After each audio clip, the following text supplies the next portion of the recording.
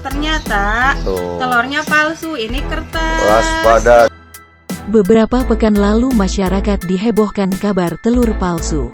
Di beberapa video, masyarakat kerap menduga lapisan sesudah cangkang yang mirip kertas atau plastik adalah telur palsu. Padahal, itu adalah struktur alami sebutir telur, yang artinya itu telur asli. Merebaknya isu telur palsu yang padahal asli adalah tanda bahwa tidak semua masyarakat mengetahui ciri-ciri telur berkualitas.